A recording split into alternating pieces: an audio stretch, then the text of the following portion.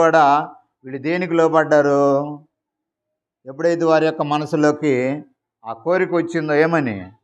మాంసం తినాలనేటువంటి కోరిక, లోక సంబంధమైనటువంటి విషయాలు. వెంటనే ఏం చేస్తా వచ్చాడు? ఇందా చెప్పుకున్నాం కదా, మోషే కూడా ఏం చేస్తాడంటే కొన్ని సమయాల్లో సణిగిని వాడుకున్నాడు దేవుడి మీద. మనం ఎంత విశ్వాసులం అయినప్పుడు కూడా ఏం చేస్తాం? అనేక సందర్భాల్లో ఏం చేస్తాం చెప్పండి? ఆ నోటి ద్వారానే ఆశీర్వచనాలు పలుకుతాం, ఆ నోటి ద్వారానే ఏం చేస్తాం? నాలుగు ద్వారానే శాపవచనము పలుకుతాం. అందుకని అంటాడు, నాలుగు ఎటువంటిదంట? ఆ విషయం సర్ప విషయంతో కూడుకున్నదని తెలియజేస్తాడు ఒక సందర్భాల్లో. కాబట్టి చూస్తూ వచ్చినట్టయితే మోషే పాపం సాత్వికుడే. మోషేకి ఏమొచ్చింది? వాళ్ళని బట్టి విసుగు వచ్చింది. ఎంతకాలం వీళ్ళు ఎట్లా ఉంటారు, ఎంతకాలం బరాయిచ్చేది. అందుకని ఇందాక మనం చదువుతూ వచ్చాం, సంఖ్యాకాండం 11వ అధ్యాయంలో అడగానే గమనిస్తున్నట్టయితే 12వ వచనం అంటాడు చూడండి, నేనే ఈ సర్వజనమును గర్భమును ధరించితినా, నేనే వీరిని కంటినా, పాలిచ్చి పెంచడు తండ్రి పసిపిల్లను అయినట్లు నేను వీరి తండ్రులకు ప్రమాణపూర్వకంగా ఇచ్చిన దేశమునకు వీరిని నీ రొమ్మను ఎత్తుకొని పొమ్మని నాతో చెప్పుచున్నావు. ఈ సమస్త ప్రజలకు ఇచ్చుటకు మాంసము నాకు ఎక్కడిది? ఇప్పుడు ఆ భారం మొత్తం అది ఎవరు చూస్తూ ఉన్నాడు? వాస్తవానికి ఎవరు ఆ భారం మోసేది? దేవుడే కదా. మత్తయి సువార్త 11:28 అంటాడు, ఏమంటాడు? ప్రయాసపడి భారం మోసుకున్న సమస్త జనులారా నా యొద్దకు రండి, నేను మీకు విశ్రాంతిని కలుగజేస్తాను. అక్కడ మోషేని ఏం చేస్తా వచ్చాడు? దేవుడు ఊరికి ఒక సాధనంగానే ఏర్పాటు చేసుకున్నాడు. మోషేకు సాధ్యమైందని అది ఐగుప్తు రాజు నుంచి వాళ్ళని బయటికి తీసుకురావటం సాధ్యమైన పని కాదు. మోషేని ఏం చేస్తా వచ్చాడు? ఒక పాత్రగా, ఒక సాధనంగా వాడుకుంటూ వచ్చాడు. అయితే ఇప్పుడు మోషేలో ఏమొచ్చింది? అసహనం వచ్చింది. తనలో సణుగుకునేటటువంటి లక్షణం కనపడతా ఉంది. అయితే దాని అర్థం అటు గమనించండి, ఏమన్నాడు? నేను వారిని గర్భమున నేనే ఈ సర్వజన్మను గర్భమున ధరించింది అంటే ఏంది?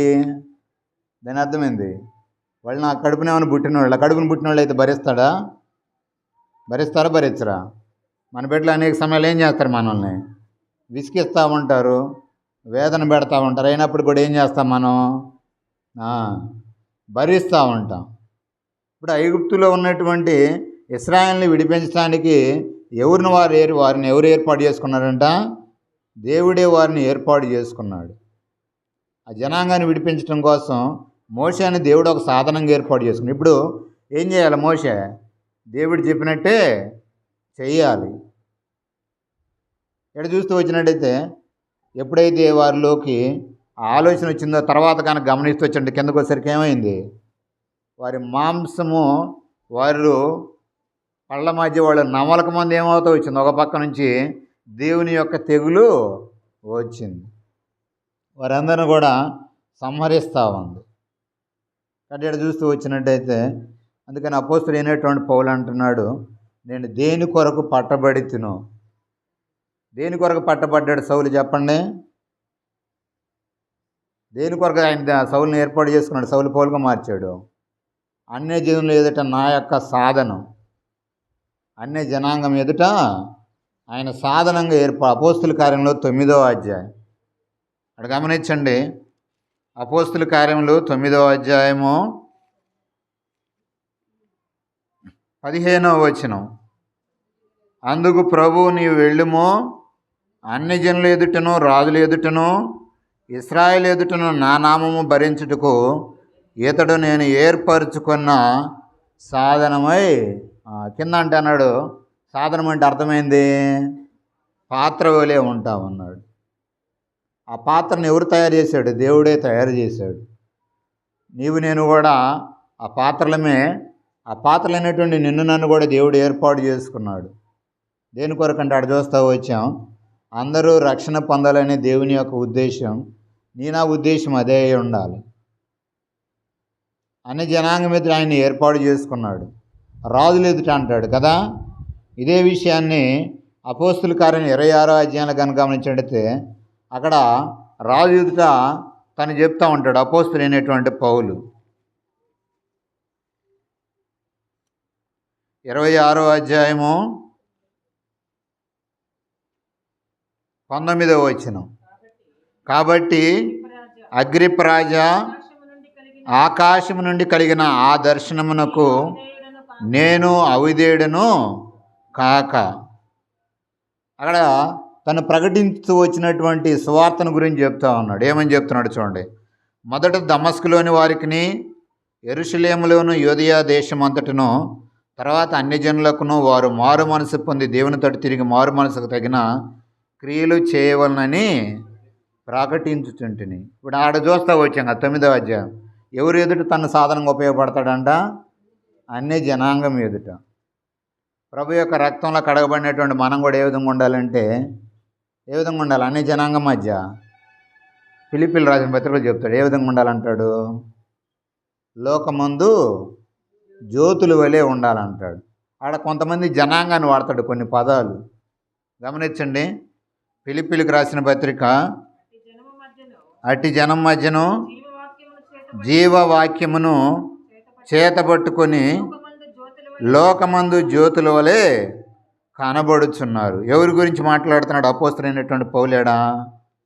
ఫిలిప్పీలో ఉన్నటువంటి సంఘాన్ని గురించి మాట్లాడుతూ ఉన్నాడు. కాబట్టి ఇక్కడ చూస్తూ వచ్చినట్టయితే ఆ వాక్యం ఎటువంటిదంట? జీవ వాక్యమై ఉంది. ఆయన అంటాడు కదా, నేనే మార్గమును, సత్యమును, జీవమును. కాబట్టి ఎడగానే గమనిస్తూ వచ్చినట్టయితే రక్షణ పొందినటువంటి మన యొక్క వ్యక్తిగత జీవితాల్లో మనం దేని కొరకు ప్రభు బలని ఆచరించాలి అంటే అక్కడ చూస్తూ వచ్చాము, నిత్య జీవము పొందేదాని కొరకు. అటువంటి విషయాల్లో ఆ వ్యక్తుల యొక్క జీవితాలను చూస్తూ వచ్చాం. అపోస్తలుడైనటువంటి పౌలు ఒకప్పుడు ఎటువంటి వాడంటే తను క్రైస్తవులను హింసించినటువంటి వాడు. అపోస్తలుడైనటువంటి పౌలు గురించి అనేక సంఘాల వాళ్ళు ఏం చేస్తున్నారు? తన గురించి సాక్ష్యం ఇచ్చేవాడు. ఒకప్పుడు అపోస్తలుడైన పౌలు యొక్క లక్షణాలు కనుక మనం గమనిస్తూ వచ్చినట్టయితే తనే చెప్తూ ఉంటాడు తన యొక్క స్థితి ఏంటిదో. తిమోతి రాసిన పత్రిక, 1 తిమోతి 1వ అధ్యాయము 12వ వచనం. పూర్వము దూషకుడును, హింసకుడును, హానికరుణైన నన్ను తన పరిచర్యకు నియమించి నమ్మకమైన వానిగా ఎంచినందుకు నన్ను బలపరిచిన మన ప్రభు అయిన క్రీస్తు యేసుకు కృతజ్ఞుడినై ఉన్నాను. ఇప్పుడు దేంట్లో బలపరుస్తూ వచ్చాడంటే అపోస్తలుడైన పౌలుని? తన యొక్క ఆధ్యాత్మిక జీవితంలో దేవుడు తనని బలపరుస్తూ ఉన్నవాడుగా ఉంటా ఉన్నాడు. ప్రభు అనుదినం కూడా నిన్ను నన్ను కూడా ఏం చేసేవాడుగా ఉన్నాడు? తన యొక్క వాక్యం ద్వారా నిన్ను నన్ను కూడా నడిపించేవాడుగా ఉంటాడు.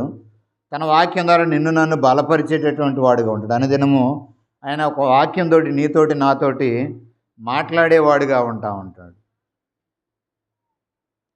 ఇక్కడ చూస్తూ వచ్చినట్టయితే అనేక సమయాల్లో మన యొక్క శరీర బలహీనత బట్టి ఏం చేస్తాం?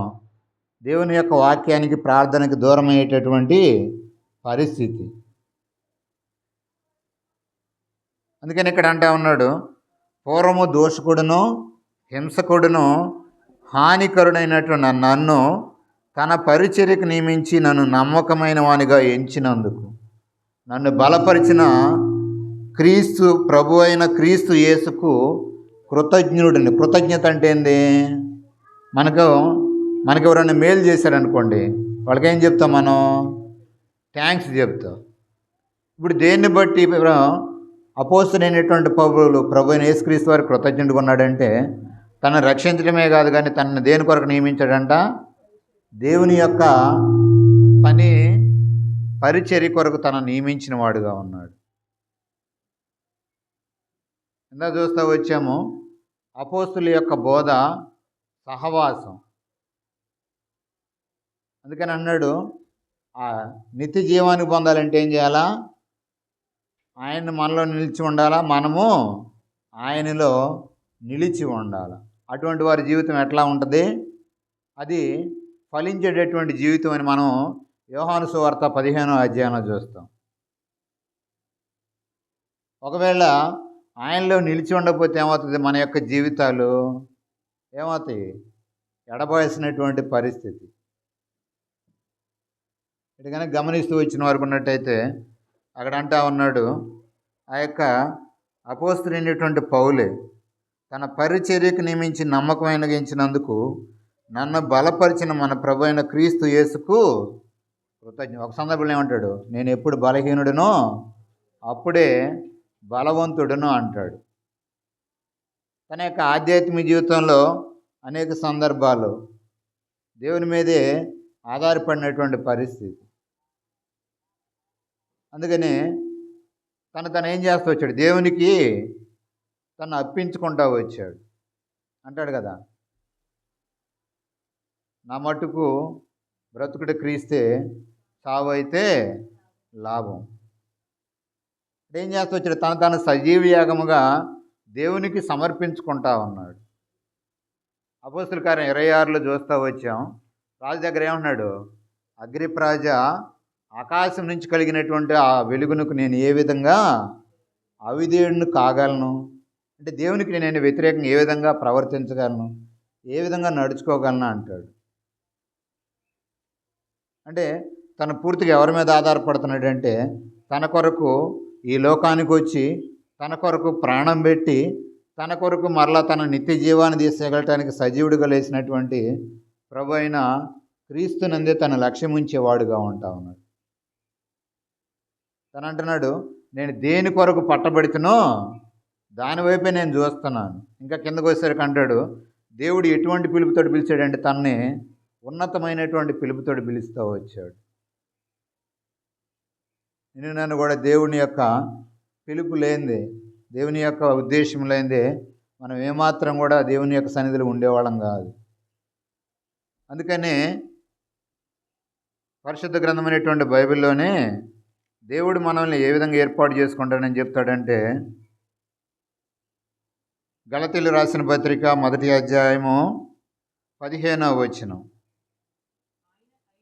అయినను తల్లి గర్భమునందు పడిన మొదలుకొని నన్ను ప్రత్యేకపరిచి తన కృపచేత నన్ను పిలిచిన దేవుడు, నేను అన్ని జనుల్లో తన కుమారుని ప్రకటించవలనని ఆయనను నా యందు బయలుపరపను అనుగ్రహించినప్పుడు మనుష్య మాతులతో నేను సంప్రదింపలేదు. ఏడంటున్నాడు? ఆయనను తల్లి గర్భనందు పడినది మొదలు నన్ను ప్రత్యేక పరిచి. కానీ దేవుడు నన్ను కూడా ఏం చేస్తా వచ్చాడంట? లోకం నుంచి ప్రత్యేక పరిచినటువంటి వాడుగా ఉంటాడు. ఇందాక చదువుకుంటూ వచ్చాం 2 కొరింథీయులు 5:17 అంటాడు. ఏమని? మీరు ప్రత్యేకముగా బయలు వెడలుడి. దేవుడు నన్ను కూడా తల్లి గర్భము రూపము అనిపే ఆయన నన్ను ఎరిగినటువంటి వాడుగా ఉంటా ఉన్నాడు. కీర్తన 139 అక్కడ దావీదు మహారాజు చెప్తా ఉంటాడు. ఏమని? నువ్వు నన్ను నిర్మింపబడిన రీతి చూడగా నాకేమేసింది?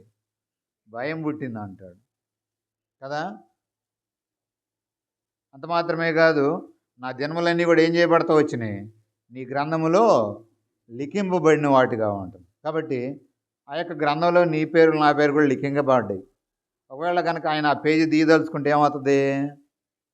ఏమాత్రం కూడా మనం ఇక్కడ ఈ పాటికి ఉండేవాళ్ళమా? ఉండేవాళ్ళం కాదు.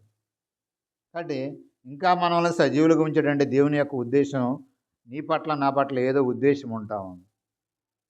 మన యొక్క విశ్వాస జీవితయాత్రలు ఏం చేయాలి? మనం ముందుకు సాగేవారిగా ఉండాలి. అందుకని చదువుకుంటూ వచ్చాం, విశ్వాసమున కర్తయు దాన్ని కొనసాగించువాడినైనా యేసు వైపు చూచు. మన ముందున్న పరుగు పందెంలో ఏం చేయాలా?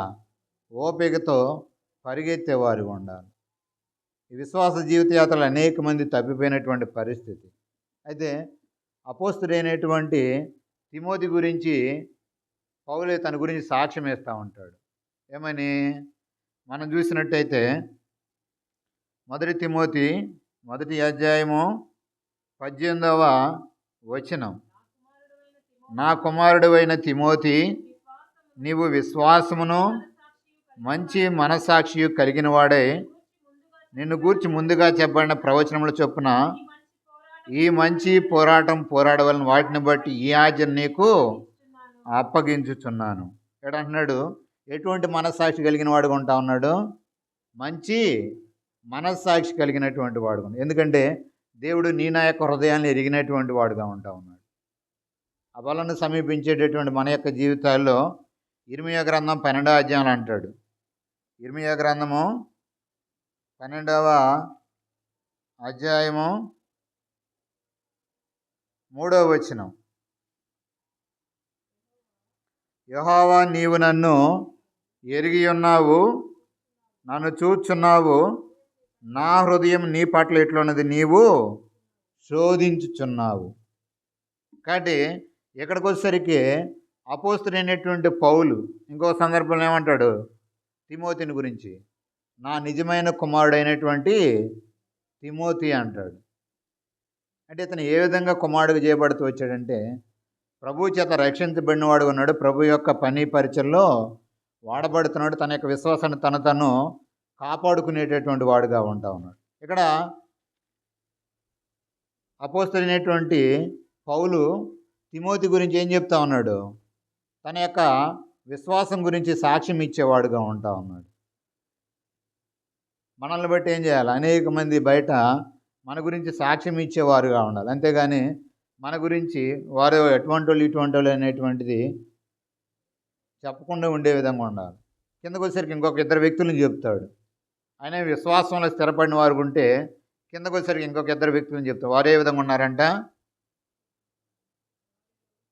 అట్టి మనస్సాక్షిని కొందరు త్రోసివేసి విశ్వాస విషయమై ఓడ బద్దలైపోయిన వారి వలె చెడి ఉన్నారు. వారిలో హుమయనయును అలెగ్జాండరును ఉన్నారు. వీరు దూషింపకుండా శిక్షింపబడుటకై వీరిని సాతానునకు అప్పగించితిని. వాళ్ళు ఏం చేస్తూ వచ్చారంటే వారి యొక్క విశ్వాస యాత్రలు ఏం చేస్తూ వచ్చారు? తప్పిపోయిన వారు గొందాగా ఉన్నారు. ఇప్పుడు వీరిద్దరిలో తిమోతి ఏమో తన యొక్క విశ్వాసాన్ని కాపాడుకుంటా ఉన్నాడు, మంచి మనస్సాక్షి కలిగిన వాడుగా ఉంటా ఉన్నాడు, నిర్మలమైనటువంటి మనస్సాక్షి కలిగిన వాడుగా ఉంటా ఉన్నాడు. ఎందుకంటే ప్రభువైన యేసుక్రీస్తు వారు కూడా ఈ లోకంలో జీవించినంతకాలం ఏం చేస్తూ వచ్చాడు? ఆయన తండ్రి తనకు అప్పగించినటువంటి పని మొత్తం కూడా నమ్మకంగా చేస్తూ వచ్చాడు. అందుకని మోషే కూడా ఏం చేస్తూ వచ్చాడు? మోషే దేవుడు అప్పగించే పని మొత్తాన్ని కూడా నమ్మకంగా చేస్తూ వచ్చాడు. అందుకని హెబీలుకు రాసిన పత్రిక 3వ అధ్యాయంలో అక్కడ అంటాడు. హెబీలుకు రాసిన పత్రిక 3వ అధ్యాయము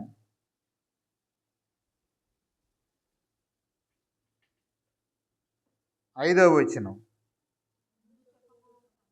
ముందు చెప్పబో సంగతులకు సాక్ష్యార్థముగా మోషే పరిచారకుడై ఉండి దేవుని ఇల్లంతటిలో నమ్మకముగా ఉండెను. అయితే క్రీస్తు కుమారుడై ఉండి ఆయన ఇంటి మీద నమ్మకముగా ఉన్నాడు. ధైర్యమును నిరీక్షణ వలన ఉత్సాహమును తుదమట్టుకు స్థిరముగా చేపట్టిన మనమే ఆయన యొక్క ఇల్లు. కాబట్టి మనం కూడా ఏముండాలా?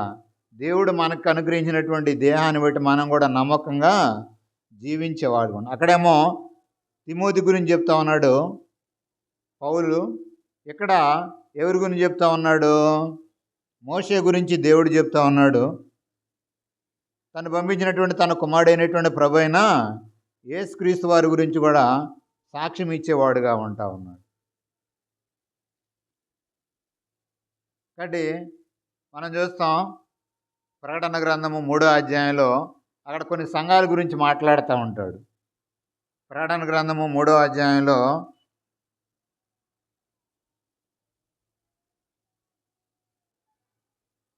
మొట్టమొదట ఎఫెసీ సంఘంతో చెప్తా ఉన్నాడు కదా. 3వ వచనం చూడండి. నీవు సహనము కలిగి నా నామం నిమిత్తం భారం భరించి అలయలేదనియు నేను ఎరుగుదును. ఆయనను మొదట నీకుండిన ప్రేమను నీవు వదిలితివని నేను నీ మీద తప్పు ఒకటి మోపవలసినది. నీవు ఏ స్థితిలో నుండి పడితే అది జ్ఞాపకం చేసుకుని మారు మనసు పొంది ఆ మొదటి క్రియలను చేయుము. కాబట్టి అన్నాడు, నీవు సహనం కలిగి నా నామం నిమిత్తం భారం భరించి అలయలేదని. ఇప్పుడు అపోస్తలుడైనటువంటి పౌలు ఏం చేస్తూ వచ్చాడు? తన జీవితంలో అనేక రకాలైనటువంటి శ్రమలు వచ్చినాయి. అయినప్పుడు ఏం చేస్తూ వచ్చాడు? తను భరిస్తూ వచ్చాడు. తన గురించి అనేకులు సాక్ష్యం చెప్పినటువంటి వారుగా ఉన్నారు. ఇక్కడ కూడా గమనిస్తూ వచ్చినట్టయితే నీవు ఏ స్థితిలో నుండి పడితే అది జ్ఞాపకం చేసుకొని మారు మనసు పొంది ఆ మొదటి క్రియలను చేయము. కాబట్టి పడిపోయిన స్థితి ఉంటే ఏం చేయాలి? దేవుని సన్నిధిలో మనం ఒప్పుకునేవారుగా ఉండాలి. ఆయన ఎవరంట? దయాళుడు, క్షమించటానికి సిద్ధమైనటువంటి మనసు కలిగినటువంటి వాడు. ఇక్కడ కానీ గమనిస్తూ వచ్చినట్టయితే నీవు మారు మనసు పొందితేనే సరి. ఇదే విషయాన్ని మనం కానీ గమనిస్తూ వచ్చినట్టయితే కీర్తన గ్రంథం 51వ అధ్యాయంలో తను పడిపోయిన పరిస్థితిని బట్టి అక్కడ దేవుని సన్నిధిలో దావీదు మహారాజు మొరపెట్టుకుంటాడు. ఏమని? శుద్ధ హృదయం నాకు ఇవ్వము, స్థిరమైన మనసును నాకు దయచేయమంటా ఉంటాడు. ఇంకా అంటాడు, ఏం చేయమంటాడు? హిస్సోపు కంటే నన్ను నీవు తెల్లగా చేయమని దేవుని సన్నిధిలో మొరపెట్టుకుంటాడు. అంటే మన యొక్క విశ్వాస జీవితంలో పడిపోయిన పరిస్థితి మనందరికీ తెలుసు. ఎందుకంటే మనల్ని మనమే పరీక్షించుకోవాలి, ఏదో ఎదుటి వ్యక్తిని కాదు. కానీ అందుకని గళతీయులకు రాసిన పత్రికలు అంటాడు. గళతీయులకు రాసిన పత్రిక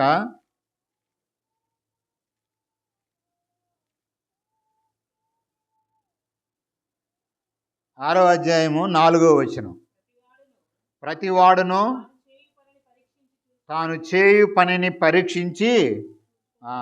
కాబట్టి ఏం చేయాలా? ప్రతి ఒక్క వ్యక్తి కూడా గత ప్రభుదినం నుంచి ఈ ప్రభుదినం వరకు మనం ఎట్లా ఉంటామో మనం ఏం చేయాలి? మనల్ని మనమే పరీక్ష చేసుకోవాలి. ఆ పరీక్ష దేనికోసం ఉపయోగపడిద్ది? ఇంతకుముందు కూడా చెప్పుకుంటూ వచ్చాం. చదువుకున్న బిడ్డలకైతే వారు ఉత్తీర్ణత సాధించడానికి పరీక్ష అందరు రాస్తూ ఉంటారు కదా. ప్రతి ఒక్కరు కూడా రాస్తారు, రాయరు పరీక్ష. ఇప్పుడు జరుగుతూ ఉన్నాయి పరీక్షలు. బాగా చదివేవాడు రాస్తాడు, బాగా చదవని వాడు రాస్తాడు. అదేవిధంగా ఇంకెవరంట, యావరేజ్ స్టూడెంట్ కూడా రాస్తూ ఉంటాడు. ఎవరికి ఎక్కువ మార్కులు వస్తాయి? ఎవరైతే బాగా కష్టపడి చదువుతాడో వాడికి ఎక్కువ మార్కులు వస్తాయి. అంటే దీని అర్థం ఏంటంటే, ఎవరైతే ప్రభు కొరకు బాగా సిద్ధపాటు కలిగి ఉండి ప్రభు యొక్క పని పరిచయలో ప్రభువుకు నమ్మకంగా ఉంటారు, దేవుడు ఏం చేస్తాడు? రేపు వారికి ఇచ్చే ఫలాలు కూడా వేరుగానే ఉంటాయి కదా. అక్కడ రకరకాలైనటువంటి ఇల్లు ఉంటాయి అంట.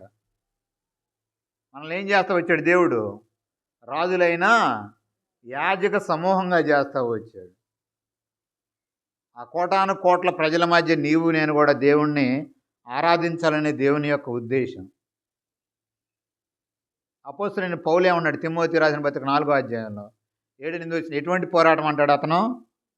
మంచి పోరాటము పోరాడి తిని. దేని కొరకు పోరాడాడు అతను? దేని కొరకు పోరాడాడు? కిరీటం కోసం కదా. ఏ కిరీటం ఇవ్వబడింది తనకి? నీతి కిరీటం. ఇదే ప్రకటన 2:10-11 అక్కడ అంటాడు. ఏమంటాడు? మరణం వరకు నమ్మకంగా ఉండము, నేను నీకు జీవ కిరీటము ఇచ్చేదను. ఇందాక చెప్పుకుంటూ వచ్చే నిత్య జీవం. ఆ ప్రకటన గ్రంథం 22వ అధ్యాయంలో ఆ నది గురించి చెప్తాడు, ఆ యొక్క వృక్షం గురించి చెప్తాడు. అక్కడ ఆ వృక్షం ఏం చేస్తుందంట? నెల నెల కాపురు కాస్తూ ఉంటుంది. ఆ దేని కొరకు ఉపయోగించబడతాయి అంటే అక్కడ రకరకాలైనటువంటి విషయాల గురించి చెప్తూ వస్తాడు. ఇక్కడ చూస్తూ వచ్చినట్టయితే ఎవరైతే కష్టపడేటటువంటి వారుగా ఉంటారు. అపోస్తలుడైనటువంటి పౌలు తన ప్రభువుని ఎరగకపోవడం, ప్రభువుని ఎరిగిన తర్వాత తన జీవితం పూర్తిగా మార్చబడింది. అందుకని రోమిలికి రాసిన పత్రిక 12వ అధ్యాయము మొదటి 2 వచనాలు ఏమంటాడు? కాబట్టి సహోదరులారా, మీ శరీరం ఏం చేయాలా? సజీవ యాగముగా ప్రభువుకి సమర్పించుకోండి. ఏం చేయాలి? మీకు మీరే రూపాంతరం చెందాలంటాడు. ఇక్కడ చూస్తూ వచ్చినట్టయితే తన రూపాంతరం చెందటం అంటే ఏంది? మార్పు చెందటం. మనకి ఎక్కువ ఖరీదైనది ఏంటంటే వజ్రం అనేటువంటిది ఖరీదైంది కదా. ఆ వజ్రంగా మార్చబడటానికి ఏమవుతుంది? కొన్ని వందల సంవత్సరాలు అది భూమి లోపల అనేక ఒత్తిడికి లోన్ అవుతుంది. అనేక ఒత్తిడికి లోనయ్యి తన రూపం మార్చుకుంటుంది. మార్చుకుని ఏం చేస్తుంది? తన యొక్క విలువని పెంచుకోవడం జరుగుతుంది. అదేవిధంగా మనకు తెలుసు బంగారం ఏం చేయబడింది? అది ఆ కొలిమిలో ఏం చేయబడుతుంది? కమ్మరి చేతిలో సువర్ణం దేని చేత పరీక్షించబడుతుంది? అగ్ని చేత దేనికి పరీక్షిస్తాడంటే ఆ కమ్మరు ఏం చేస్తాడు? కమ్మరేంటి? ఎవరు? వడ్రంగి. ఆ, బంగారు వస్తువులు తయారు చేసేవాడు ఉంటాడు. ఏం చేస్తాడు? తన యొక్క ప్రతిరూపము దానిలో కనపడేంత వరకు కూడా దానిని శుద్ధి చేస్తానే ఉంటాడు. ఎప్పుడైతే తన యొక్క ప్రతిరూపం దానిలో కనపడితే దేనికి ఉపయోగపడిద్దంట? అది ఒక వస్తువుగా తయారు చేయబడటం, దాని యొక్క విలువ అనేటువంటిది పెరుగుతూ ఉంటుంది. మన యొక్క ఆధ్యాత్మిక జీవితంలోనే అది అంటున్నాడు కదా, మరణం వరకు నమ్మకంగా ఉండు, నేను నీకు జీవకిరీటం. అనేక రకాలైనటువంటి శ్రమలు వస్తాయి, అయినప్పుడు కూడా ఏం చేయాలా? నమ్మకంగా ఉండాలి. ప్రభు ఎప్పటి వరకు అంట? ప్రభు రాకడ వరకు. అన్నాడు మరణం వరకు. నా మరణం అంటే కింద అంటాడు ఏమని? ప్రాణాపాయ స్థితి వచ్చినప్పటికి కూడా. ఇదే విషయాన్ని పరిశుద్ధ గ్రంథమైన బైబిల్ అనేక వ్యక్తుల యొక్క జీవితాలు చూస్తాం.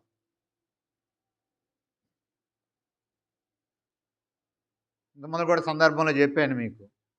ఒడిశా రాష్ట్రానికి ఎక్కడ ఆస్ట్రేలియా నుంచి పరిచర్యకు వచ్చినటువంటి గ్రహం స్టెయిన్స్ గారు, వాళ్ళు అక్కడ పరిచర్య చేస్తూ ఉన్నారు. ఒకనొక దినం ఏం చేస్తూ వచ్చారు, అక్కడ ఉన్నటువంటి కొంతమంది మత ఛాందస్వాదులు వాళ్ళు ఆ వ్యాన్లో ఉన్నటువంటి సందర్భంలో కొంతమంది వచ్చి ఏం చేస్తూ వచ్చారు, వాళ్ళని సజీవ దహనం చేశారు. అయితే వాళ్ళు ప్రభు కొరకు చనిపోయారు. తర్వాత కొన్ని సంవత్సరాల తర్వాత వారు దోషులను శిక్షించినప్పుడు తన భార్య ఏం చేస్తూ వచ్చింది, వారి మీద ఎటువంటి కంప్లైంట్ ఇవ్వలేదు. అంటే ఇప్పుడు ఇక్కడ ఎవరికి మహిమ వచ్చిందంటే వారిని బట్టి దేవునుడు మహిమపరచబడుతూ వచ్చాడు. ఉదయకాల సమయంలో ప్రభు బలని సమీపించేటటువంటి మన యొక్క జీవితాల్లో కూడా మనల్ని బట్టి దేవుని మహిమపరచాలి. అందుకనే అపోస్తలుడైనటువంటి పౌలు గురించే పరిశుద్ధ గ్రంథం అనేటువంటి బైబిల్లో కనుక మనం గమనిస్తూ వచ్చినట్టయితే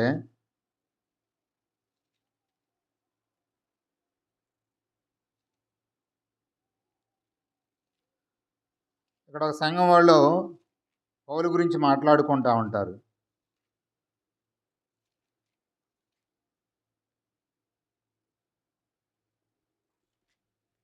గలతీలు అనుకుంటా. గలతీలు రాసిన పత్రిక 1వ అధ్యాయము 21 నుంచి 24. పిమ్మట సిరియా కిలికియా ప్రాంతంలోనికి వచ్చి తిని క్రీస్తునందున్న యూదయ సంఘముల వారికి నా ముఖపరిచయం లేకుండాను కానీ మునుపు మనలను హింస పెట్టినవాడు తాను పూర్వమందు పాడు చేసి వచ్చిన మతమును ప్రకటించున్నాడని సంగతి మాత్రమని వారు నన్ను బట్టి దేవుణ్ణి మహిమపరిచిరి. ఆడ తన లక్షణాలు వాళ్ళు చెప్పుకుంటా ఉన్నారు. ఏమని? పూర్వం ఎటువంటి వాడంట? హింస పెట్టినవాడు, పూర్వమందు పాడు చేయించి వచ్చిన మతమును. ఇప్పుడు ఏం చేస్తున్నారు? దాన్నే తను ప్రకటిస్తూ ఉన్నాడు. ఇప్పుడు అక్కడ ఎవరిని బట్టి దేవుడు మహిమపరచబడుతూ వచ్చాడు? అపోస్తుడైనటువంటి పౌలు యొక్క క్రియలను బట్టి దేవుడు మహిమపరచబడుతూ వచ్చాడు. ఆ యొక్క సేన అనేటువంటి దయ్యములు పట్టినటువంటి వ్యక్తి జీవితం ఎక్కడ ఉందట? ఆయన గెరాసీనులు అనేటువంటి దేశంలోకి వచ్చినప్పుడు వాడు ఎక్కడ ఉన్నాడంట? సమాధుల్లో నివాసం చేస్తూ ఉన్నాడు.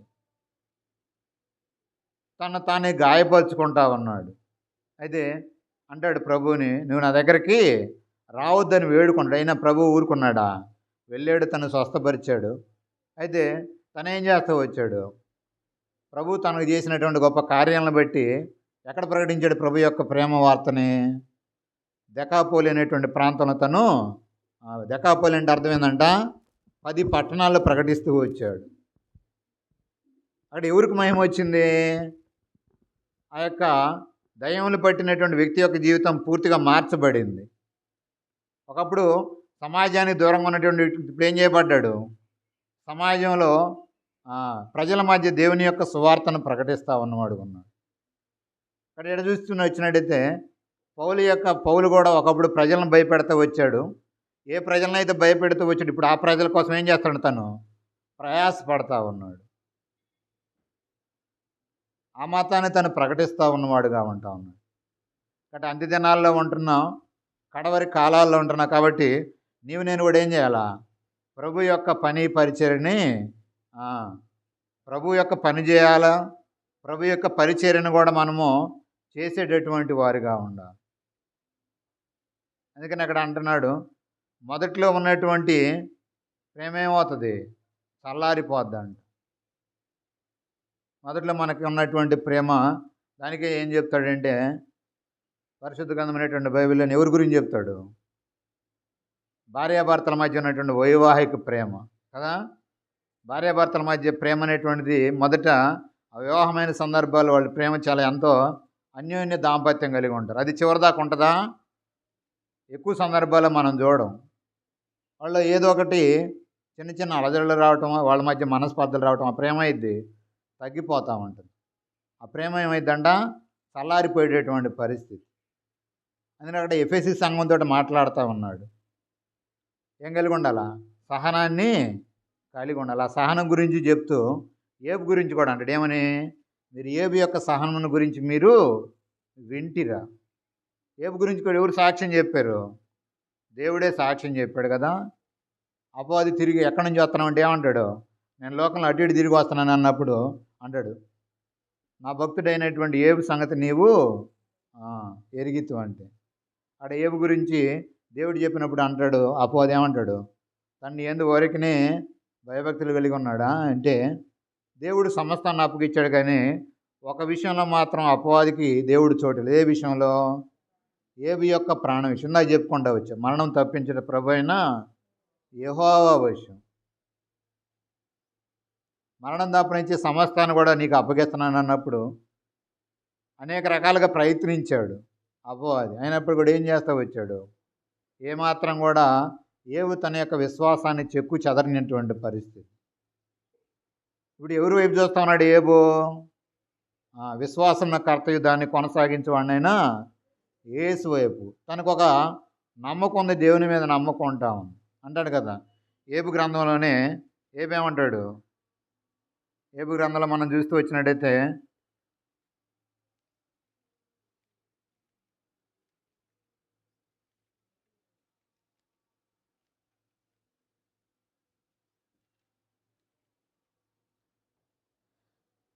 19వ అధ్యాయము 25, 26, 27 వచనాలు. అయితే నా విమోచకుడు సజీవుడనియు తర్వాత ఆయన భూమి మీద నిలుచుననియు నేను ఎరుగుదును. ఈలాగ నా చర్మం చీగిపోయిన తర్వాత శరీరంతో నేను దేవుని చూచెదను, నా మట్టుకు నేనే చూచెదను, మరి ఎవరును కాదు, నేనే కన్నులారా ఆయన్ను చూచెదను. ఎడా ఏబు యొక్క విశ్వాసం ఏమన్నాడు, నా విమోచకుడు సజీవుడనియు. ప్రభు అయిన యేసుక్రీస్తుడు ఎవరనరా, ఆయన సజీవుడైన దేవుడుగా ఉంటా ఉన్నాడు.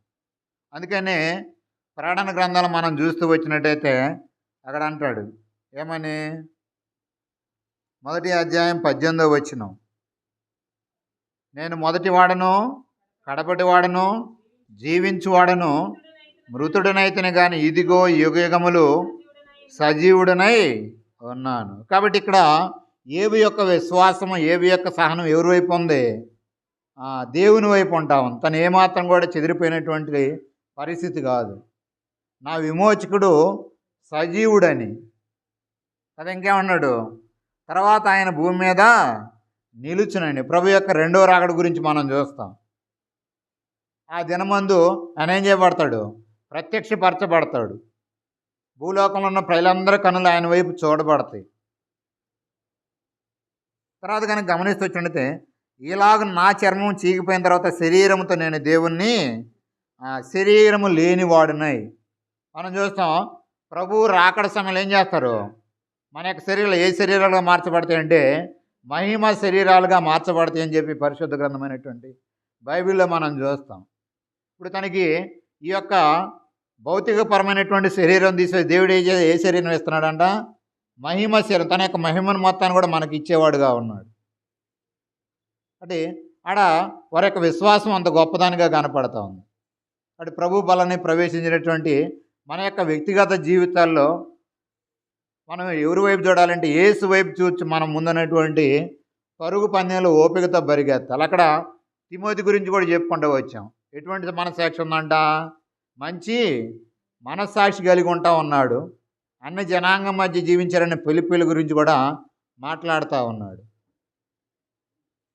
దేవుడు మన హృదయాన్ని పరిశీలించేవాడుగా ఉంటా ఉన్నాడు, మనల్ని పరీక్షించేవాడుగా ఉంటాడు. అందుకని గలతీలో చూస్తూ వచ్చాం, ప్రతి మనుషుడు తను తాను పరీక్షించుకోవాలి. ఆ పరీక్ష అనేటువంటిది ఏం తెలియజేస్తుందంటే, ఒక వ్యక్తికి వ్యాధి కనుక్కున్నట్టయితే ఆ పరీక్ష ద్వారా తనలో ఉన్నటువంటి వ్యాధిని డయాగ్నోస్ చేయొచ్చు, గుర్తించవచ్చు. దేవుడు మనలో ఉన్నటువంటి బలహీనతను చూసేవాడుగా ఉంటా ఉన్నాడు. ఆ బలహీనత నుంచి నిన్ను నన్ను కూడా దేవుడు ఏం చేస్తూ ఉంటాడు? దాటించేవాడుగా ఉంటాడు. కాబట్టి ఉదయకాల సమయంలో ప్రభు బలం ప్రవేశించిన మన యొక్క జీవితాల్లో 2 కొరింథీ 13:5 చూస్తూ వచ్చాం. మీరు విశ్వాసం గలవారే ఉన్నారో లేదో మిమ్మల్ని మీరే చూచుకొనుడి అంటా ఉన్నాడు. చూడండి అది.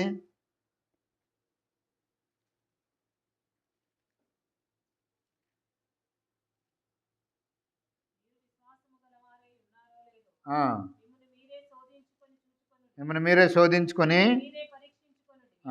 మీరు భ్రష్టులు కాని ఎడల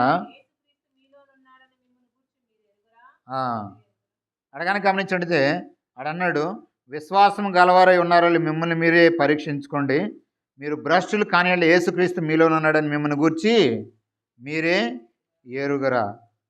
ఎడగానే గమనిస్తున్నట్టయితే ఆ లేఖన భాగం చూసుకొని మనము ప్రభు బలిలోకి ప్రవేశించేవారుగా ఉంటాం. ఇక్కడ ఒక ఇద్దరు వ్యక్తుల గురించి చెప్తారు, వారు ఏ విధంగా భ్రష్టులైపోతూ వచ్చారు. పరిశుద్ధ గ్రంథం ఏంటి? బైబిల్లోనే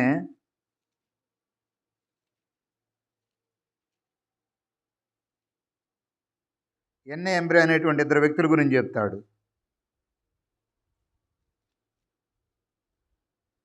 తిమోతి రాసిన 2వ పత్రిక 3వ అధ్యాయము 8వ వచనం.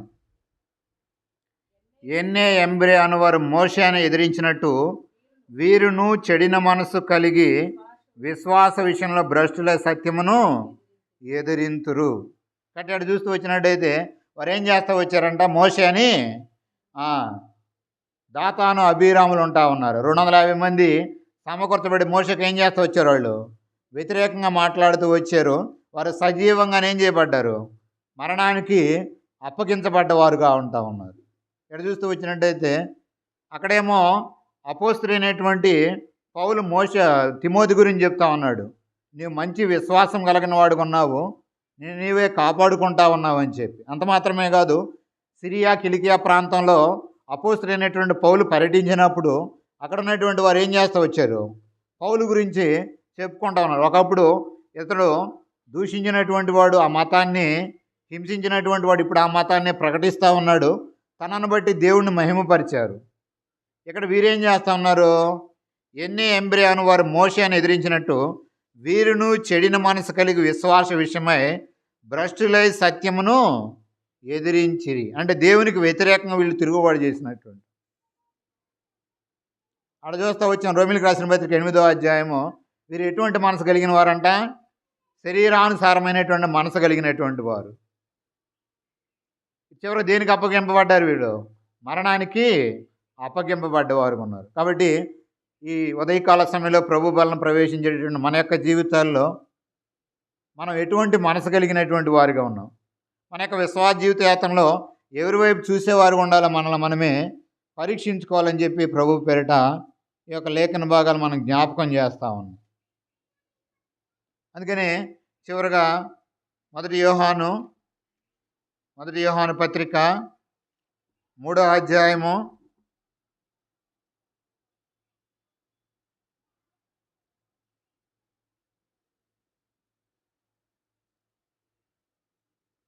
18-19 వచనాలు. చిన్నపిల్లలారా, మాటతోనూ నాలుగుతోనూ కాక క్రియతోనూ సత్యముతోనూ ప్రేమింతుము, ఇందువల్ల మనము సత్య సంబంధమైన ఎరుగుదము. దేవుడు మన హృదయం కంటే అధికుడై సమస్తమును ఎరిగి ఉన్నాడు కనుక మన హృదయం ఏ విషయంలో మన యందు దోషారోపణ చేయునో ఆయా విషయంలో ఆయన ఎదుట మన హృదయంలోని సమ్మతి పరుచుకుందాము. ప్రియులారా, మన హృదయం మన యందు దోషారోపణ చేయని ఎడల దేవుని ఎదుట ధైర్యము గలవారమై ఉండేదము. కాబట్టి ఇక్కడ చూస్తూ వచ్చినట్టయితే ఏ విధంగా ఉండాలంట, మాటతోనూ నాలుగుతోనూ కాక క్రియతోనూ సత్యముతోనూ ప్రేమించాలి. అందుకని అంటాడు, ప్రార్థించే పెదవుల కన్నా సహాయం చేసే చేతులు మిన్న. మన మాటల ద్వారా కాదు, దేని ద్వారా చెప్పాలా, మన యొక్క క్రియల ద్వారానే. అంటాడు కదా, వాని వాని క్రియలు చొప్పున ప్రతి వానికి ప్రతిఫలం ఇవ్వడానికి సిద్ధపరిచిన జీతం నా యొద్ద ఉన్నది. మన పనులను బట్టి మన యొక్క ప్రవర్తన కూడా ఉంటుంది.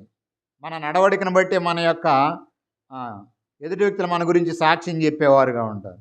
ఇక్కడ గురించి అన్నాడు, మన యందు మన హృదయం దోషారోపణ చేయను. ఒక దోషారోపణ చేస్తే ఏం చేయాలా, ఆ విషయాల్లో మనం ప్రభు సన్నిధిలో మనల్ని మనమే ఒప్పుకుని సరి చేసుకునేవారుగా ఉండాలి. అందుకని భక్తుడైనటువంటి దావీదు అంటాడు కీర్తన 139 23 24 ఏమంటాడు, నీవు నన్ను పరిశీలించున్నావు, పరిశోధించున్నావు, నా హృదయం నీకు ఆయాస్కరమైనది ఏంటంటే ఏం చేయమంటాడు, దాన్ని నాలో నుంచి తీసివేయము, నిత్య మార్గమున నన్ను నడిపించు. అంటే ప్రభు యొక్క మార్గంలో మనం నడిచేటటువంటి వారుగా ఉండాలి. కాబట్టి ఆ విధంగా మనము ప్రభు యొక్క బలలో పాలు పొందులు పొందేవారుగా ఉంటాం. ప్రభు యొక్క లేఖన భాగంలో దీవించునుగాక.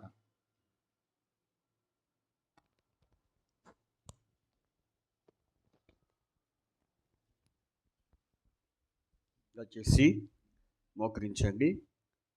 అందరూ మోకాళ్ళ మీద మరి ప్రార్థనలో ఉందాం. విన్న వాక్యమును బట్టి ప్రభు ఏ వాక్య ద్వారా నిన్ను దర్శించాడో దాన్ని బట్టి వినయపూర్వకంగా దేవుని సన్నిధిలో మరి ఒప్పుకొని క్షమాపణ వేడుకొని సరి చేసుకోవాలి. నిద్రముక్తంగా ఉండొద్దు. ఏదో అలవాటుపూర్వకంగా వచ్చాము, ఏదో అటెండెన్స్ వేయించుకోవాలి లేదా అన్నట్టుగా వచ్చి రొట్టె తీసుకొని పోవద్దు. వాక్యం ఎవరికి? నీకు. కాబట్టి వాక్యం నీకు అయినప్పుడు అది నువ్వు విన్నావని దేవుడికి తెలుసు. నువ్వు వింటే అప్పుడు తప్పకుండా నిన్ను ఆ వాక్యం ద్వారా నువ్వు దర్శించబడతావు. ఇక వచ్చినా నువ్వు సరిగ్గా వినకపోతే నీకు ఆ వాక్యం ద్వారా నువ్వు సరిగ్గా వాక్యం వినలేదని అర్థం. కాబట్టి పరీక్షించుకుందాం. మోకరించండి, ప్రార్థన చేయండి. అటు ఇటు చూడొద్దు. రొట్టె ఎవరు తీసుకుంటున్నారా, ఎవరు తీసుకోవట్లేదా అనేది నీకు అవసరం. అది నీకు సంబంధం లేని విషయం అది. కాబట్టి వ్యక్తిగతంగా నీవే పరీక్షించుకునే సమయం ఇది. కాబట్టి ఈ సమయాన్ని నువ్వు మరి జాగ్రత్త వహించి ప్రార్థనలో ఉండండి.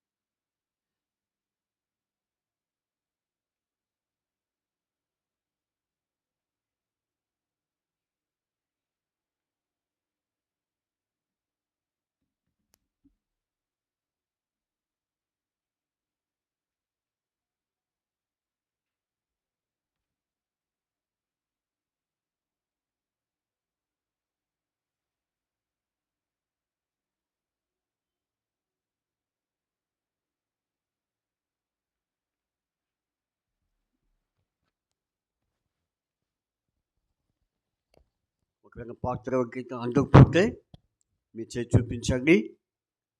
మరి రొట్టె కానీ రసం కానీ ఒకవేళ పొరపాటున మిస్ అవుతే మీ చేతి చూపిస్తే కనుక మరి సహోదరులు పాత్ర మీకు తీసుకొస్తారు. ప్రార్థన చేసుకుందాం. పరలోక మందుల మా తండ్రి, పరిశుద్ధులైన దేవా మీకు స్తోత్రాలు. దయామయుడువు, కృపామయుడైన దేవా మీకు వందనాలు చెల్లిస్తున్నాం.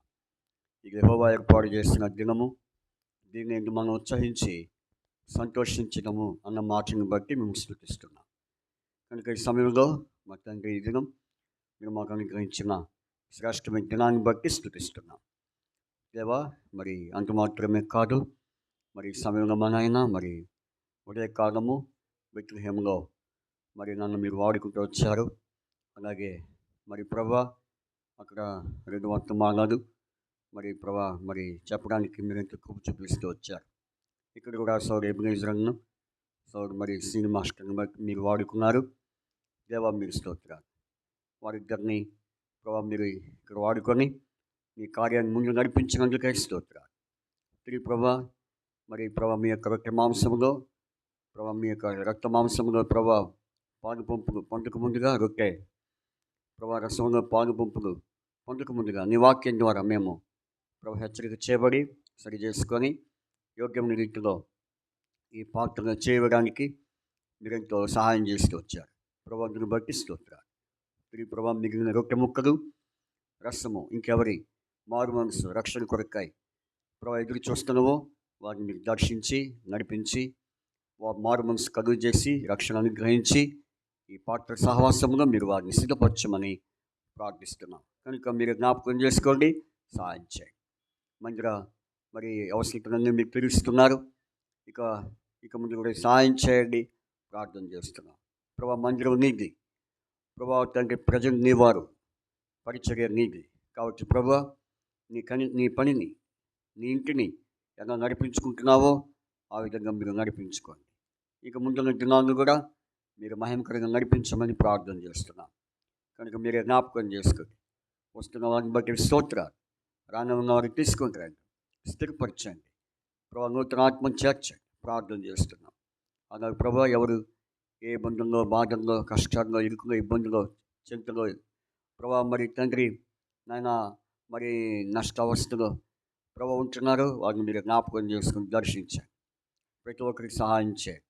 ఎగ్జామ్స్ జరుగుతున్నాయి ప్రభా మరి నాయన intermediate first year second year exams. అలాగే రేపు 17 నుంచి 10th class main public exams, ఆ తర్వాత డిగ్రీ పీజీ ఇలాగా ఎగ్జామ్స్ కొరకాయి సిద్ధపడుతున్న వారు జ్ఞాపకం చేసుకోండి. ప్రభా కొంతమంది గ్రూప్స్ రాశారు. మరి ఆ గ్రూప్ ఎగ్జామ్స్ను కూడా మీరు తోడుగా ఉంటూ వచ్చారు. వారికి తగిన జాబ్ అనుగ్రహించారు, ప్రార్థిస్తున్నాం. తిరిగి మా తండ్రి ఆ విధంగా మరి కొంతమంది జాబ్స్ కొరకు ఎదురు చూస్తున్నారు, వివాహం కొరకు ఎదురు చూస్తున్నారు, సంతానం కొరకు ఎదురు చూస్తున్నారు. కనుక మీరు జ్ఞాపకం చేసుకోండి, సహాయం చేయండి, కృప చూపించండి. ఆ రీతిగా మా తండ్రి మరి ప్రభా నానాటికి ప్రభా క్షేమాభివృద్ధి కలుగు చేయమని ప్రార్థన చేస్తున్నాం. జ్ఞాపకం చేసుకోండి, సహాయం చేయండి. అలాగే ఇంకా ప్రభా తండ్రి ఎవరైతే ప్రార్థించమని కోరినారో వారందరూ జ్ఞాపకం చేసుకోండి, సహాయం చేయండి. మరి సురేష్ గారు మరి భవాని గారిని మరి ప్రార్థన చేస్తున్నాం. మరి వారిని మీరు తీసుకొచ్చినారు ప్రభా. మరి అక్కడ జాబ్ మీరు అనుగ్రహించారు, మీకు స్తోత్రాలు. కనుక మీరే జ్ఞాపకం చేసుకుని కాపాడండి, సహాయం చేయండి. ఆ రీతిగా ప్రభా కుటుంబాన్ని పరిపూర్ణముగా రక్షించండి. అయితే వాళ్ళ నాన్న వదిన గారి మధ్యలో ఉన్న కొంత ప్రభా మరి ఇబ్బందిని బట్టి జ్ఞాపకం చేసుకుని వారి ఇల్లు కూడా హౌస్ కన్స్ట్రక్షన్ చేసుకుంటున్నారు అనంతవరపాడులో. ఆ ఇంటి నిర్మాణం సహాయం చేయండి, ప్రార్థన చేస్తున్నాం. ఆ రీతిగా ప్రభా మరి దీప్తిని బట్టి ప్రార్థన చేస్తున్నాం. మరి ప్రభా మరి ఇచ్చిన గర్భంగా మరి బహుమానంకై స్తోత్రం, కుమారునికై స్తోత్రం. కనుక ఆమెకు కూడా మంచి ఆరోగ్యం ఇచ్చి తల్లి బిడ్డకు మంచి ఇవ్వండి, ప్రార్థన చేస్తున్నాం. ఆ రీతిగా ప్రభా సహాయం చేయండి. భాగ్యమానికి కూడా మంచి ఆరోగ్యం చేయండి ప్రభా. వారు స్థిరంగా రాలేకపోతున్నారు మందిరానికి ప్రభా. మరి స్థిరంగా నడిపించమని ప్రార్థన చేస్తున్నాం. మంచి ఆరోగ్యంతో నింపండి, కృప చూపించండి. ఆ రీతిగా ప్రభా సహాయం చేయండి.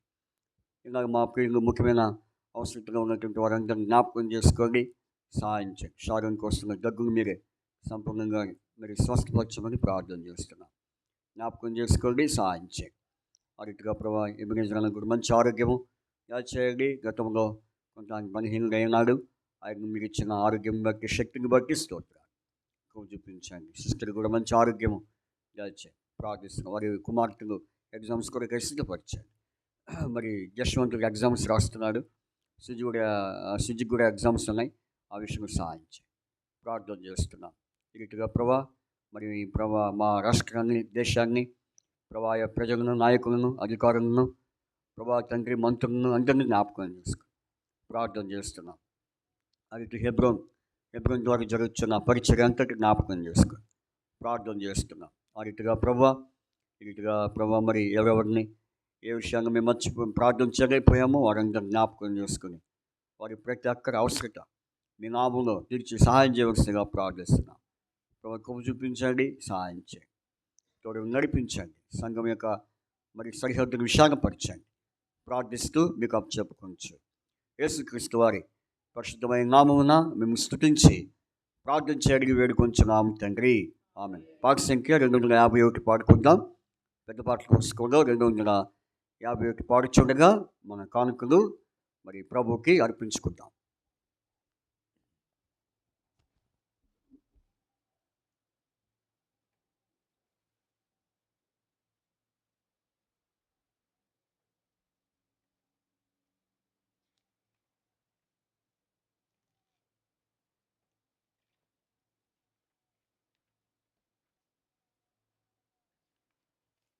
పాటల పుస్తకం నుంచి మరి పాట సంఖ్య 249 51 కాదు 49. మరో పుస్తకంలో 761 అలాగే 251 అలాగే 249 జ్ఞాపకం చేసుకోండి. 249, 251, 761 ఈ పాట పాడుచుండగా ప్రభుకు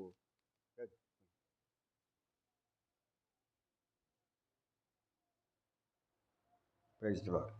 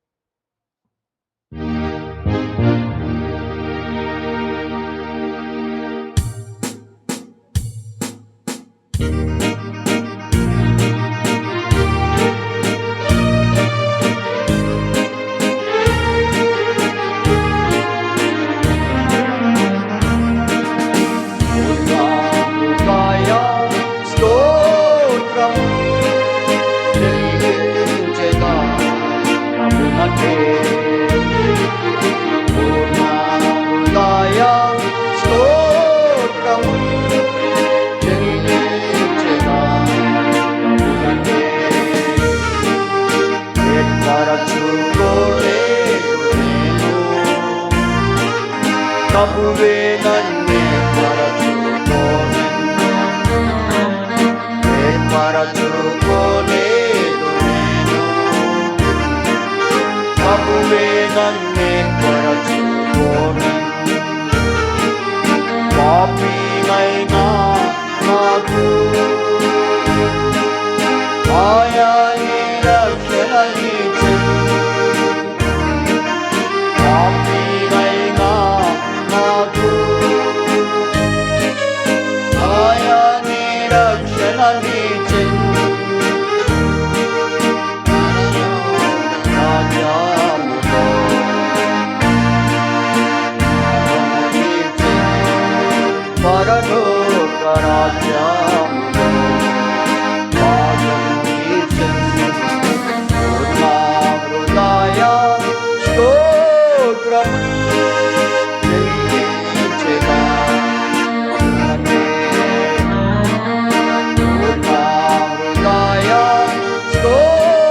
స్తోత్రము చెల్లించెదా ప్రభువునకే నాకు ఆర్జింపజాలను నేను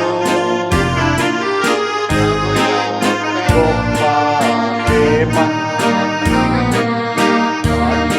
ఆర్జింపజాలను నేను ప్రభు యొక్క గొప్ప ప్రేమ నన్ను ప్రేమించెను మరువాలే నా ప్రేమను పాపిని నన్ను ప్రేమించెను మరువాలే నా ప్రేమను ప్రశంసనాను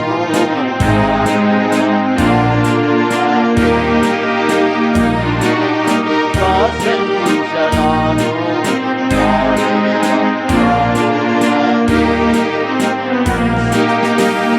నా హృదయ స్తోత్రం చెల్లించెదా ప్రభువునకే.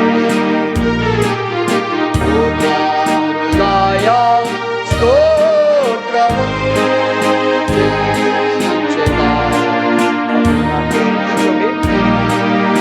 నిత్యరాజ్యము నన్ను చేర్చా నిత్య నిబంధన చేసి నిత్యరాజ్యము నన్ను చేర్చా నిత్య నిబంధన చేసి సుఖ దుఃఖం పూలందైనా నాదు పరుగు సుఖ దుఃఖములందైనా నా జీవితం స్థిరమూలము పరమును చేరు వరకు స్థిరమూలము చేరు వరకు నా హృదయ స్తోత్రము చెల్లించెదా ప్రభువునకే. నా హృదయ స్తోత్రము చెల్లించెదా చెల్లించెదా ప్రభువునకే.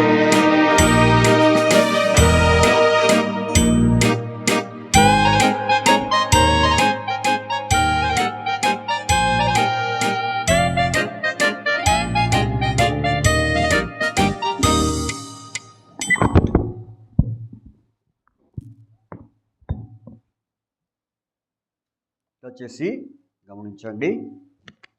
మరి ఒకవేళ ఎవరైనా ఈ సాయంత్రం మీ గృహాల్లో సువార్త కూడిక కలిగి ఉండాలని ఆశపడితే మరి చెప్పండి. అప్పుడు మేము వచ్చి మీ గృహాల్లో సువార్త కూడిక పెడతాం. అవునా, మీకు భారం లేకపోతే మందిరంలోనే పెడతాం. మీకు భారం ఉంటే సువార్త మీ గృహాల ద్వారా వినిపించడం భారం మీకుంటే వచ్చి పెడతాం.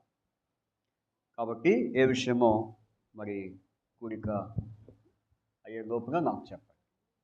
తర్వాత మరి తిరిగి మనం మంగళవారము ఉదయము ప్రార్థన కూడి చేరి వస్తాం. అట్లాగే గురువారం సాయంత్రము మరి మందిరంలో సిస్టర్స్ మీటింగు, శనివారం సాయంత్రము సిద్ధపాటు కూడిక కలిగి ఉంటాం. కానీ ప్రార్థన చేయండి. మరి ఈ విషయాల్లో మరి పాలు పంపులు పొందాలని మీకు మనవి చేస్తున్నాం.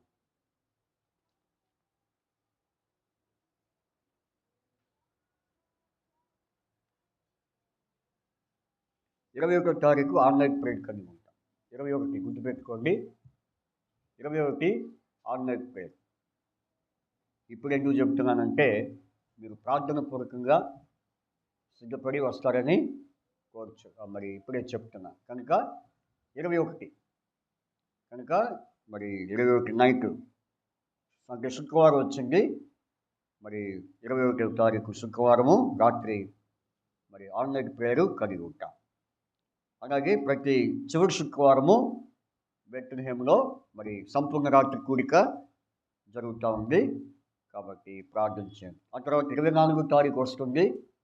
ఆ విషయం కూడా మీ ప్రార్థనలో జ్ఞాపకం పెట్టుకోండి. కాబట్టి ఈ విషయాన్ని కొరకై ఏదో నాకు నేను చెప్పుకొని పోతున్నాను అనుకున్నట్టు కాకుండా మీరు కూడా ఈ విషయంలో వారంతో ప్రార్థన చేసి మీరందరూ పాలు పొందితే అదే మీకు ఆశీర్వాదం, సంఘానికి ఆశీర్వాదం, దేవునికి మహిమ.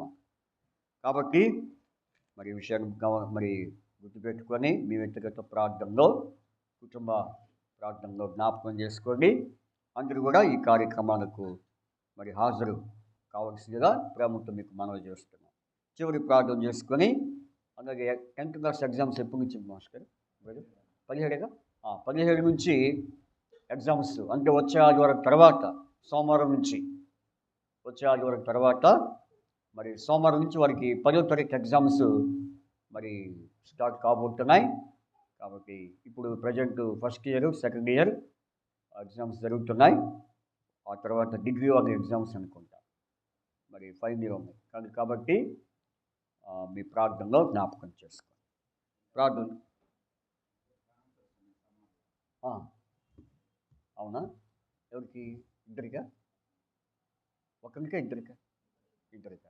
సరే. మరి శ్రీను బ్రదర్, జ్యోతి సిస్టర్ వారికి ఈ జాబ్స్ అంటే ఉద్యోగాల మరి బదిలీలు ఉన్నాయి, ట్రాన్స్ఫర్స్ ఉన్నాయి. ఆ విషయంలో ప్రార్థన చేయమని కోరుతున్నారు. చిత్తమైతే ఈ సరౌండింగ్స్ ఎక్కడ ఎక్కడ ఎక్కడ అనుకుంటున్నారు? అటువైపేనా? సరే. అయితే వాళ్ళకి కొంచెం అవైలబుల్గా అంటే అనుకూలంగా ఉండే ప్రదేశాలు వచ్చేటట్టుగా ప్రార్థన చేయండి. వాళ్ళు ఎందుకు కోరారంటే ప్రార్థన చేయమని, వారిద్దరికి ఇబ్బంది లేకుండా ఒకే మరి ప్లేస్లో, ఎందుకంటే ఇప్పుడు ఉద్యోగస్తులకు చాలా ఇబ్బందులు ఉన్నాయి. కాబట్టి మరి మేడం గారు ఒక చోట, సార్ ఒక చోట, కాబట్టి ఇట్లాంటి సమస్యలు ఉన్నాయి. మోరియా మోరియా బ్రాంచ్ కొరకు ప్రార్థన చేయండి. స్లాబ్ వేశారు, రేపు సమ్మర్ కన్నా అయిపోవాలి, విబిఎస్ మరి ఆ టైం కన్నా అయిపోవాలని అంటున్నారు. కాబట్టి మోరియా ప్రార్థనా మందిరం గురించి మీ ప్రార్థనలో జ్ఞాపకం పెట్టుకోండి. అలాగే శ్రీనివాస్ గారు, జ్యోతి వారి కుటుంబం గురించి, వారి యొక్క మరి డ్యూటీస్ అంటే ఉద్యోగాల ట్రాన్స్ఫర్స్ గురించి మీ ప్రార్థన కూడా మరి వారికి ఇబ్బంది లేకుండా అనుకూలంగా ఉండే ట్రాన్స్ఫర్స్ దేవుడు వారికి అనుగ్రహించినట్లు మరి మీరు ప్రార్థన చేయవలసిందిగా మరి మీకు ప్రేమతో మనవి చేస్తున్నాం. ప్రార్థన చేసుకుంటాం. నమ్మకమైన తండ్రి,